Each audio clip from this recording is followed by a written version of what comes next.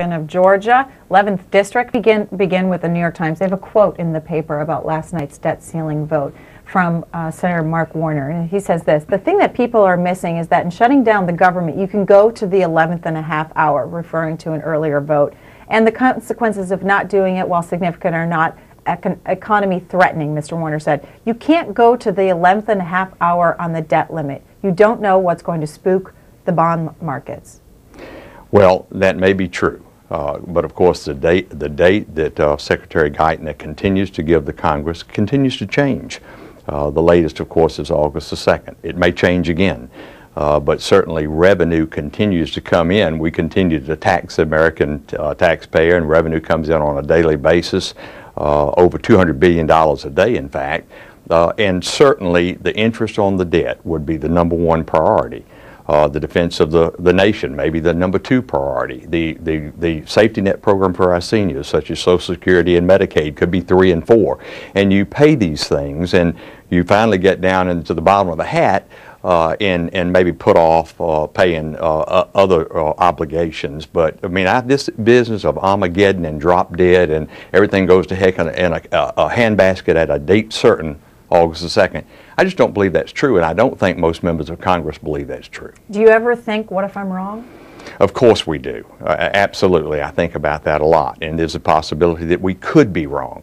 Is it worth the risk? Well, I think it is worth the risk because, quite honestly, I think a more irresponsible thing than not raising the debt ceiling or than raising the debt ceiling would be to say to raise it without having any budget process reform, to just simply say, okay, once again, for the umpteenth time, we're going to go along with the federal government, with this president, with this Treasury Secretary, and accept lock, stock, and barrel what they say, and all the doomsday scenario that is in fact correct, and we're going to go ahead and raise the debt ceiling and hope in the future that we'll have some budget process reform. But the American people don't want that. I think they truly don't want to continue down this road of 14+ trillion, maybe 16 trillion after we raise the debt limit, without a significant commitment, not just a hope and a promise, but into law what we're going to do about reducing spending and overall cutting down the debt. Of these bipartisan talks that are going on with Vice President Joe Biden, what do you see, what do you want to come out of that so that you're a yes vote to raise the debt ceiling in the future? Well, we've talked about a number of scenarios, and of course the idea of having a balanced budget amendment is one that has been proffered. I would love to see that. I think the likelihood of that, though, is not very strong, because quite honestly, there are many states that that may not want a balanced budget amendment, particularly if they get a larger share of government, federal government largesse, into their state coffers.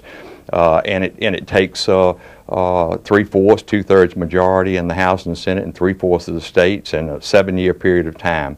I don't think we have time to wait for that. I think, though, to say that we will have caps on spending as a percent of GDP, bringing it back down to 18%, set that into law, and have a trigger that makes us cut spending if we go above that amount. There are other things I feel quite personally, that why should we vote to raise the debt ceiling until each fiscal year we have passed every one of the 12 spending bills and we have a budget, a concurrent budget resolution passed by the House and the Senate? How are you going to know how much money you need to borrow if you have no budget and you have not passed your spending bills? So I would say to the Vice President and to the President, to get my vote, I want to see that done every year. I do not want to see spending bills lumped together, this so-called omnibus stuff of putting, let's say, MILCON, Veterans Administration, or the Department of Defense Appropriations spending bill lumped with some other controversial, discretionary, socialistic type spending to get members, force members to vote in those situations. I think every single bill, spending bill, should be a standalone bill. That would be another provision that I would put in there before I would vote to increase the debt ceiling. Medicare cuts? Medicare cuts, I think, are significant if we don't do something about Medicare. The trustees' report this year says that by 2024, the Part A trust fund will be insolvent. 2024 is not that far away. And the president himself, back in 2009, I think June, he said, well, you know, the two biggest drivers of our debt and deficit are the Medicare and Medicaid programs, and they're not sustainable. And yet all the president and the Democratic majority seem to want to do is criticize any ideas that the Republican majority in the House comes forward with a budget, with a reasonable, sensible budget. They don't want to even talk about it. They would rather use it as a political tool for 2012. I think that is totally irresponsible. Are you concerned at all, though, about the political fallout, maybe not for you, but for some of your colleagues, on saying we need to cut Medicare? Well, and the vote for Paul Ryan's budget? Well, Greta, obviously the political fallout worries me. I mean, I feel my Republican Party has the best ideas in regard to running this country. I want us to keep the majority. I want us to get the White House in 2012, 2013. But I feel it is more important to worry about the next generation than the next election. And I think each member of Congress needs to have that mindset firmly in place. And I really believe, especially with this new group of 87 freshman Republicans in the House of Representatives, that we do have that mindset. One caller, we talked about this during the first 45 minutes, and one caller said, you know, I think last night's vote shows that there is room for compromise. And why not go back to the tax levels during the Bill Clinton era, and also the spending cuts that were put in place during negotiations with Republicans back then and the Clinton administration. Could you agree to some sort of a deal where that includes increases in tax revenue for spending cuts?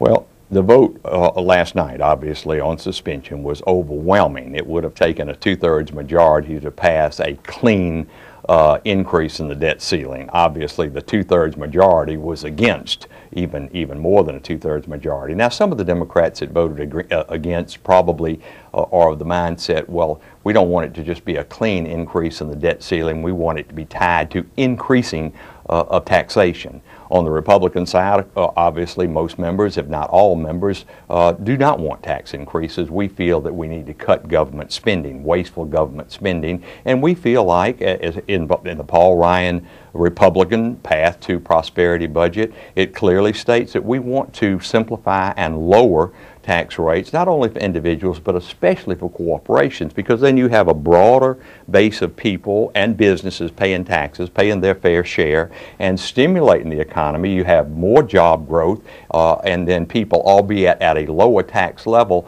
paying taxes. In the end, you end up with more revenue and not less revenue. Let's go to phone calls. Danny is a Democrat in Gilbertown, Alabama. You're on the air with the Congressman. Yes, thank you for C-SPAN. Sir, you have the lowest tax right now. Danny? Yes. You still there? We're listening. Go ahead. We have the lower tax. You were saying the lowest tax rates that you had in 30-some years right now. And as far as raising the debt ceiling, you're not raising the debt ceiling for the spending now. You're raising it to pay for bills that you've already incurred. And if you do all of this cutting that you all want to do at the lower end, so you're going to hurt the economy more, because that's what creates jobs, is people having money at the lower end to buy things. That's supply and demand. All right, let's get a response. Well, Danny, you may well be right, and I think you are right in regard to the level of taxation today as it may have been in past years. You mentioned, I think, the Clinton years. But the fact is, of course, as everybody knows, today we're in a global economy, and what we have to compare is not our tax rate today with our tax rate in the United States of 20, 30, 40 years ago, or maybe immediately after World War II when we were trying to pay for the war, but we have to compare it to what our competitors across the globe tax their citizens. And if you look at those tax rates, the effective tax rate in this country, particularly at the corporate level, is so much higher than it is in most EU countries, and we have to lower that tax rate to stay competitive globally. Can you lower the tax rate but get rid of the loopholes, the tax breaks that these corporations get? Would you agree to that? Yeah, Greta, I would agree to that, and I think that's something that we are looking at very closely. I think there are provisions in our budget and in the House Republican budget that do that, and I would be willing to sit down with the Democrats and look for other loopholes. I think it's very important to the American people that we be fair, that we don't let one special interest group lobby so strongly that they get an advantage over the common man, everybody else. So it is very important that we be fair and balanced and eliminate as many loopholes as we possibly can. Karen is a Republican in Norman, Oklahoma. Yes, I just want to thank them for trying to cut up there and save us taxpayers some money, but I get tired of always hearing about Medicare when we actually need to be talking about Medicaid. And on the Section 8 and on the Social Security, why do kids get Social Security checks for asthma because their mom smoked while they were pregnant or because they have one arm longer than the other? All right, Karen, we'll take your issue with Medicaid. Go ahead, Congressman. Well, Karen, the Medicaid program obviously is not working very well. It's in fact about to break all 50 states, and believe me, and you know, that many of those states have Democratic governors, Democratic legislatures. In Georgia, my home state, it's all Republican. It used to be all Democrat, but I mean, we're all suffering from the same problem. States mostly have a balanced budget amendment. They can't spend more money than they take in their state taxation and the amount of money they get from the federal government. So when that amount is cut, or when the mandates for additional coverage, such as was included in Obamacare, PPACA, Patient Protection Affordable Care Act of 2010, the 15 million additional people that will be literally forced onto the Medicaid rolls in the various states are going to cost trillions of dollars on state budgets. So in the Republican plan, the budget for 2012, a responsible budget, it suggests to block grant Medicaid to the states and give them the opportunity to be innovative, to be the incubators of new ideas and entrepreneurship, so that you get better health care to more people. This person tweets in wondering about war and the cost of war, saying, why aren't you serious about paying for unpaid war? Well, it's a good tweet, and I appreciate the question. Quite honestly, I think that we should pay for the wars, and when we first went into Iraq back in 2003, I felt very strongly that some of that money that we were spending to try to help bring democracy and rid that country of the dictator Saddam Hussein should be eventually paid back to us when they increase their oil revenues. I still feel that way today. That's maybe part of the reason why I was reluctant, including the ignoring by the President of the War Powers Resolution of 1974 to just simply go into Libya, yet a third front, costing us more and more money that we don't provide for except from borrowing more money. I thought that the President, and I still think the President, should abide by the War Powers Resolution, as President Bush did in 2002 when he came to the Congress and got overwhelming support for action in Afghanistan and Iraq. Congressman Steny Hoyer was on the floor yesterday talking about this debt ceiling vote, and here's what he had to say. I'll come back and get your reaction. This is a serious issue on which serious time has not been allotted because you put this on suspension. This is a serious issue. Our country is in crisis from a fiscal standpoint. Now, I wanted the gentleman to yield because I don't think the gentleman has any idea what the facts are. 89% increase in the debt under Ronald Reagan. He could have vetoed every one of those bills. Under George Bush, 115% increase in the debt. Under Bill Clinton, less than 40. Ladies and gentlemen, this issue is an important issue that is being treated not as an adult. This is not the adult moment of which Speaker Boehner spoke. And you didn't mention that the budget you voted for, I presume, I'm not sure, increase the debt by $1.9 trillion between now and October 1st of this year. Congressman, did you agree to raise the debt under the George W. Bush administration? Well, I voted at times to increase the debt, and I think I voted 4 times to increase the debt ceiling and 6 times not to increase the debt ceiling. I think it is wrong to have the increase in the debt ceiling hidden in things like the stimulus bill or the TARP funding, to include that so that members can sort of hide their vote from their constituents, from the American people. I feel very strongly, and Steny Hoyer is a very respected member and certainly someone that I respect. He was making the point that the increase in the debt ceiling that has occurred, I don't know how many times over the last 6 or 8 years, maybe 11 different occasions. As I point out to you, I voted against it more often than I voted for it. But we need to have an up or down vote on the increase in the debt ceiling and not hide it from the American public. When you voted for it in the past, was it a clean vote, so to speak, and why was it okay then? It was not a clean vote. It has not been a clean vote since 1980 when the Gephardt rule was enacted, such that the House would deem, if the Senate votes for an increase in the debt ceiling, it would be deemed voted for passage by the House of Representatives. Now, in our Congress, in the 112th, we did change the rules in the House to eliminate the Gephardt ruling. But any Congress in the future could go back to that same old smoke and mirror games to fool the American people and raise the debt limit without having to face their constituents. When you did vote yes, why was it okay then to vote yes and not now? It wasn't okay to vote yes then. It would not be okay to vote yes now. We learn as we go, and certainly we know at this point that the amount of debt that we already have incurred, $14.294 trillion worth of debt, is wrecking this economy. When you get to the point that 20% of your revenue on an annual basis goes to pay the interest on the debt, you have no money left over to defend the country from aggression. All right, we'll go to Don in Las Cruces, New Mexico. Independent caller. Mr. Gingrey, I have a question. I have a quiz for you this morning. Okay, Don. Under George Bush, how many times did you raise the debt ceiling?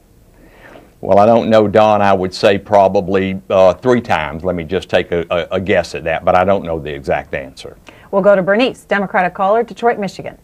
Hi, Greta. I'm probably somewhat nervous because I'm a first-time caller, and my call is in regards to the debt ceiling. Sure. I don't care whether the congressman explain it or not, but I want to piggyback a couple of other callers that raising the debt ceiling is just to pay for the credit card that we have already incurred. It's like going to the mall, taking your credit card, paying your bill, and then you get the bill in the mail, and you have to pay that bill. That's what the debt ceiling is, and it needs to be raised because of the increase in the amount of debt that was spent. And I would also like to say Medicare Advantage.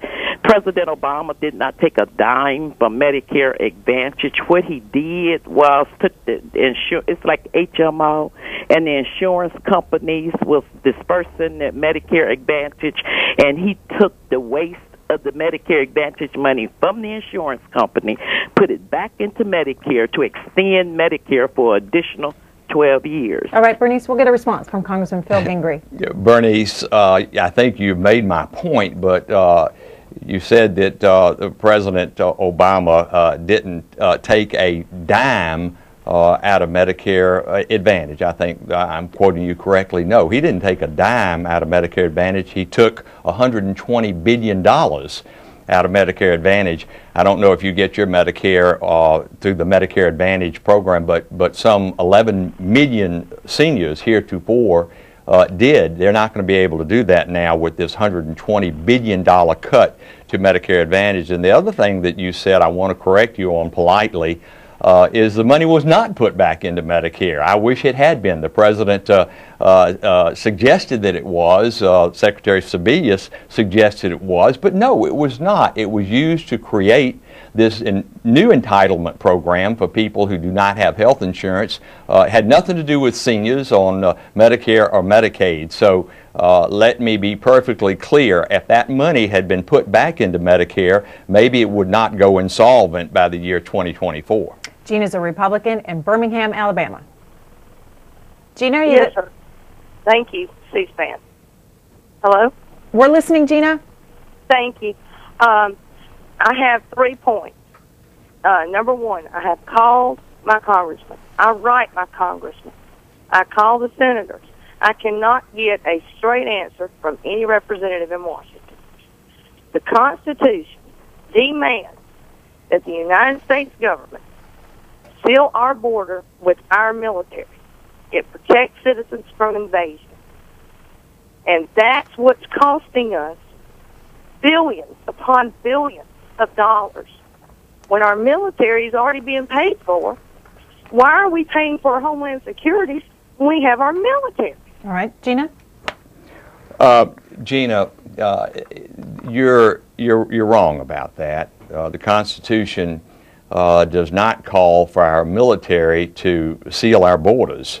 If our borders, of course, were militarily invaded, if Mexico or indeed even if Canada were waging war against our country and invading our borders, then obviously our military would be at the borders defending our country. But I don't think that's what you're referring to. I think you're referring to the problem with illegal immigration and the porousness of our borders. And that is, to defend that is not the mission of our military. We don't have the money nor the personnel to fight 2 wars, indeed now 3 with the situation in Libya, and to use the military on our borders. We have great men and women, Border Patrol, Immigration Customs Enforcement, border security agents at our ports of entry that do a fantastic job, and I'm talking about 50,000 in the aggregate. So maybe we need more of those personnel. Maybe they need more training. But I've visited the border several times, just as recently as 3 months ago, and I can assure you and all my Republican colleagues and all my Democratic friends and independents that are listening that the Border Patrol is doing their job, and I think that the security of the border has improved. The problem, of course, is the drug violence that is occurring and the threat of terrorism and all these other things other than just people trying to cross to come into the country to get a job. Tony in Woodland, Georgia, independent caller. Morning. Good morning. Representative Gingrey. Yes, Tony. And the Republicans, didn't y'all increase the debt ceiling 10 times without any mention of budget cuts? Well, Tony, I appreciate you bringing that up. We've already talked about it on the show this morning, and Greta even put the question to me about, I've been a member now, this is my 9th year. Have I ever voted for an increase in the debt ceiling? And I certainly had to admit that I have.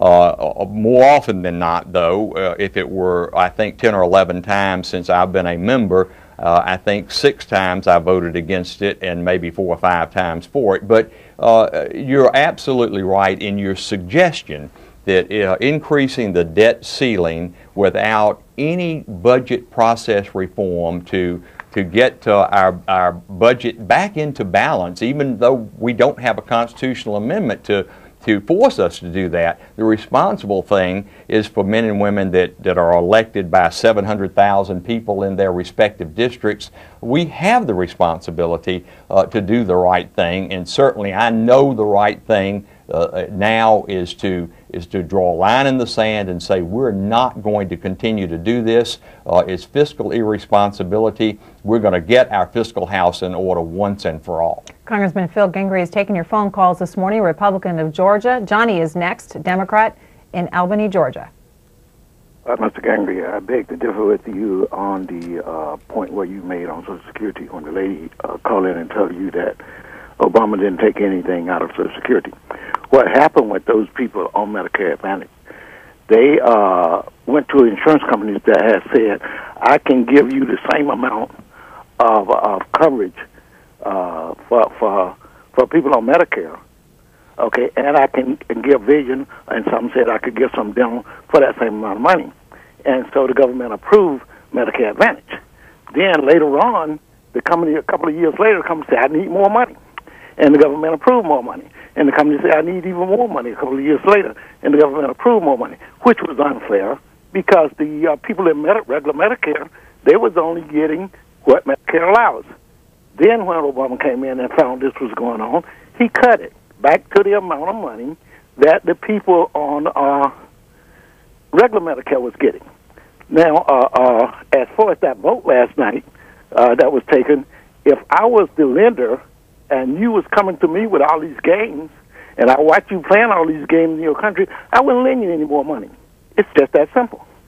Well, Johnny, you make a very good point in regard to the Medicare Advantage program.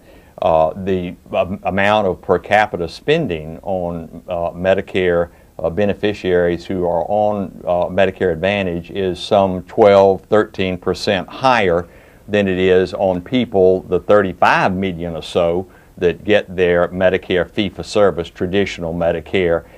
So I don't think it was inappropriate at all to cut spending on Medicare Advantage, particularly if some of the insurance companies that offered those programs were gaming the system and not actually providing additional benefits and coverage to people on Medicare Advantage, because indeed that's what the federal government was paying for. But to cut that spending and then not use it to strengthen Medicare as we know it, traditional fee-for-service Medicare, but to take that money and use it for an entirely new entitlement program, which is called the Affordable Care Act. I think it's the Unaffordable Care Act. And then to say that, no, we put it back into Medicare to strengthen Medicare. How can you have it both ways? You spend it one place or the other. And the place that it was spent, it was on this new entitlement program. And Medicare can't afford it, and the country can't afford it. Bill in Phoenix, Arizona, Republican line. You're next. Thank you. Representative, I just want to ask you a question. You know, I hear a growing chorus of people who say that the answer to the debt ceiling crisis is really to both at the same time cut spending but also increase taxes. Isn't the real revenue question that we should be dealing with the fact that 50% of Americans don't pay any income tax at all? You know, someone who's in the top 10% bracket, I feel like I pay enough. And if my bracket's going to go up, you know, I'd like to see some of that percentage of people who don't pay any tax pay some as well. Well, Bill, you make a good point, and in fact, 50%, the top 50% of wage earners pay 97.3% of all federal income tax. The top 50% of wage earners pay 97.3% of all federal income tax. That deserved repeating. That means that the bottom 50% pay what? 2.7%. 2.7% of all federal income tax. Look, you can balance the budget forever as long as you continue to raise taxes, but it's an absolute job killer. And the amount of revenue that comes in will gradually go down. President Kennedy, President Reagan, President Bush, all three of those presidents, when they cut taxes, the federal revenue didn't go down, it went up. If you score it and you say, oh, because of these lower rates, individual marginal rates, cuts in capital gain taxes and taxes on dividends, which are not taxed at the marginal rate but taxed at 15%, that's what President Bush did. That it's going to cost the federal government $1.5 trillion over 10 years. That's the so-called static scoring. But the dynamics of it, what actually happens on the ground, reality, is that we raised revenue something like $275 billion in the first 3 or 4 years of the Bush tax cuts. Anthony Napolio tweets about your earlier support for a balanced budget amendment, saying that amending the Constitution is no substitute for leadership. Well, that's a good point, and I have made it this morning, and I will continue to make it, as many of my colleagues have done, and even without a balanced budget amendment, which is difficult. We explained that early in the show. The responsible thing, men and women of leadership who represent folks that are going to work every day, and they don't have time to figure out all the nuances that go on up here. You know, they deserve maturity, responsible judgment on the part of their elected representatives That's why I commend a person like Paul Ryan, the chairman of the Budget Committee in the House and part of the Republican majority, for bringing forth a budget, a Republican budget. It's not just his, it is the Republican budget in the House that makes responsible, tough decisions, maybe not politically popular, maybe even the third rail of politics. Being willing to touch that, Greta, is the most important thing, I think, to represent the people the way they deserve to be represented. Worry more about them than the next election. Ventura, California. Ralph, an independent, welcome to the conversation. Good morning, and thank you for C-SPAN. Actually, I'd like to cover 2 points. One was the article by Huntsman, and then, of course, the debt limits. The thing on Huntsman, they wanted an alternative to the Republican plan. Well, I'll give you a place to start. Let's start pulling health care out of the stock market, out of any market. Let's make it go back to nonprofit. If you do that, there's 20% right there. Okay? That's straight across the board, minimum 20%. If you take it and make it nonprofit. That's where you start with health care. As far as the debt limit, this representative realized that the Democrats were warned to be careful how they voted on an up-down vote because they didn't want the Republicans using it against them on the election in 2012, and as the American people aware of that fact, that they didn't want the 30-second sound spots that the Republicans are famous for when it came time to actually worry about re-election. All right, 2 points for you, Congressman. Well, Ralph, you know, you say you're an independent, and maybe you are. Obviously, on this particular issue of raising the debt ceiling, you come down on the side of the Democrats. I don't know what their political calculus was yesterday on the House floor in regard to what their leadership may have said, what the best political vote may have been. I really don't know, quite honestly. I think his point was, what was the Republican political calculus by bringing that vote up? Well, I think that, Greta, and thank you for your question as well, and again, my leadership didn't speak to me directly, but it's pretty obvious that we want the President to know that raising the debt ceiling on a clean up or down vote without any caveats, without any responsible change in spending and budget policy, without any reform whatsoever, is totally unpopular, a non-starter in the Congress. It's not just the Republican majority in the House, but the majority of the Democrats in the House. So that was the reason why we wanted this vote. We're going to the White House today, the Republican members of the House of Representatives. Tomorrow the Democrats will go to meet with the President, and hopefully Vice President Biden, since he's led the discussion, and hear what they have to say. We plan to listen very carefully, but I think having that vote in hand was important leverage to show the President that we're not going to just simply vote for an increase in the debt ceiling because Timothy Geithner or any other Secretary of Treasury comes to us and says, we've got fiscal Armageddon here and everything's going to go to heck in a handbasket if you don't do this. What's the format of today's meeting with the President? Are you allowed to ask questions? Do you know ahead of time? Greta, I'm not sure. We're having our conference meeting as we speak, and I'll leave here and go right to the Republican conference meeting, and I'm sure the discussion will be about that. We are due at the White House at 10 o'clock this morning, and so we always have our conference at 9. It started a little earlier this morning, and that discussion is going on right now, but obviously I'm not privy to it yet. Thanks for missing it and talking to our viewers. Well, I'm glad to be with you and with your viewers. Do you plan to ask the President any questions or give him your mind? I will have my hand up really high, but I have a feeling there'll be 242 other hands in the air as well, so I don't know whether I'll be picked for a question. All right. The caller referred to John Huntsman, who writes an opinion piece in today's Wall Street Journal. Our current time for choosing a possible 2012 Republican candidate. He says the debt ceiling must be raised, but it also must include spending cuts as well to raise the debt ceiling. What do you make of John Huntsman running for president, possibly? Well, Greta, I don't know that much about John Huntsman. Obviously, he's been President Obama's ambassador to China. He's explained that. I accept his explanation of why he would do that in a bipartisan way. That's a good thing. That's a credit to him, former governor of Utah, and obviously he's someone with a lot of curb appeal, a lot of ability, a lot of proven ability as a chief executive of the state of Utah. So I think that he would be a very viable candidate. Obviously, he has not announced yet officially the idea that he expressed in regard to a budget and how he would do Medicare reform as an example is kind of similar to the remark that Tim Pawlenty, who is an official announced candidate, said the same thing. They like the Ryan plan, but they may want to tweak it a bit. Newt Gingrich essentially said the same thing. Is that okay with you? That's okay with me. That they do, because you voted yes for it. It's okay if the nominee says, I wouldn't necessarily vote yes? It's absolutely okay with me to listen to what the nominee has to say and also listen to what the Democrats have to say.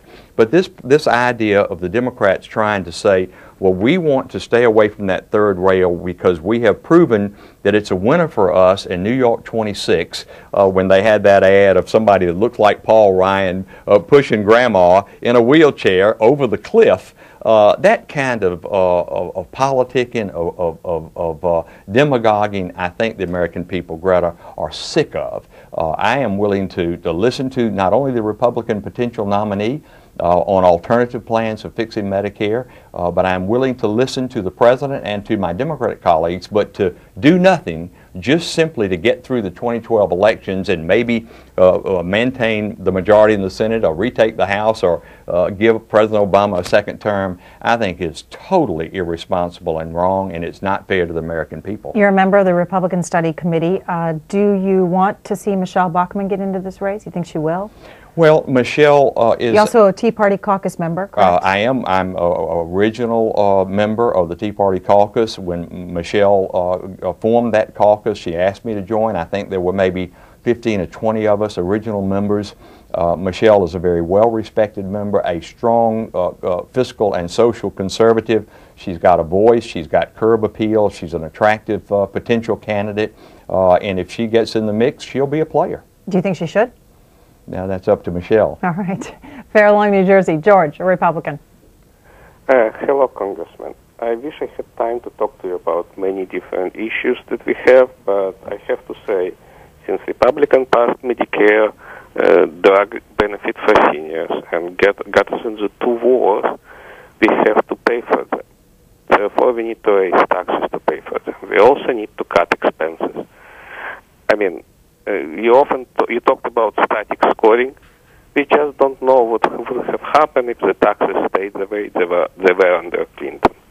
Even though if I dislike the guy intensely, he got us balanced budget.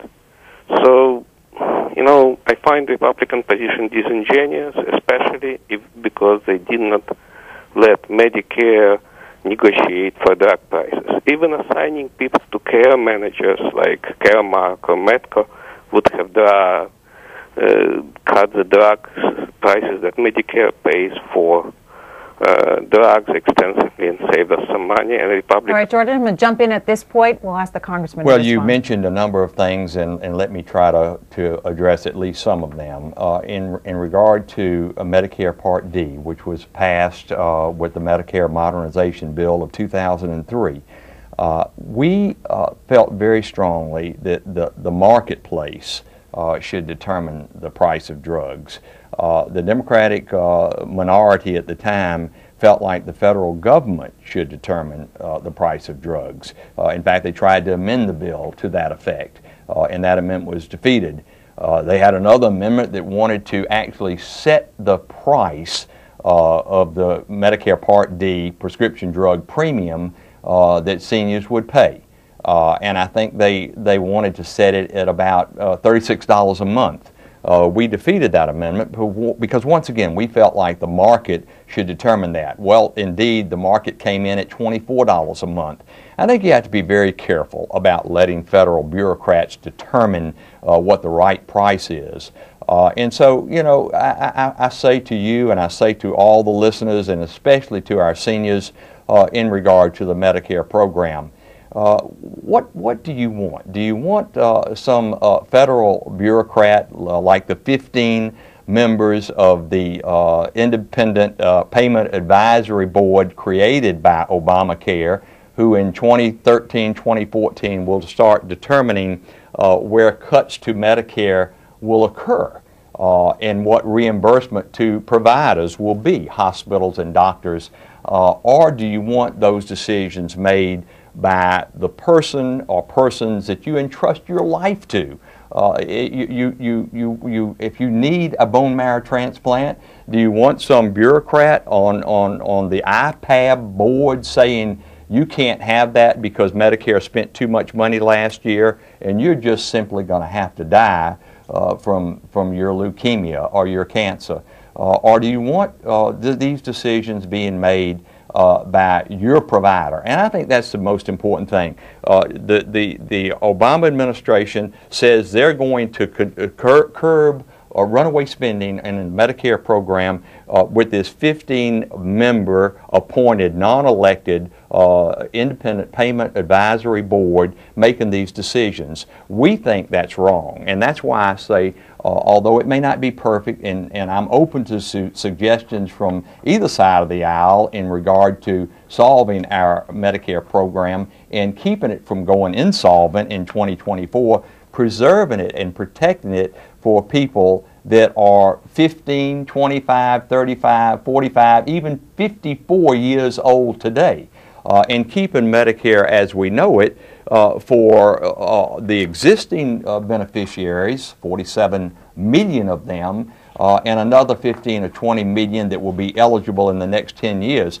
For the Democrats to say that the Republicans, and Paul Ryan in particular, are destroying Medicare as we know it, 65 million people, if that plan became law, would continue on Medicare as we know it for the rest of their natural lives. Congressman Phil Gingrey, thank you again for being here. Appreciate your time. Greta, thank you so much for having me. We're going to continue this conversation with Jackie Spear, Democrat of California.